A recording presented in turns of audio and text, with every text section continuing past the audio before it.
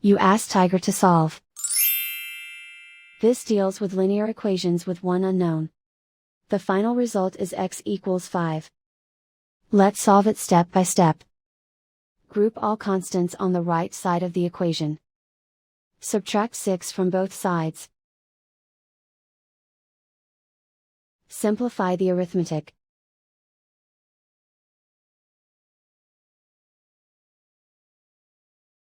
Isolate the x.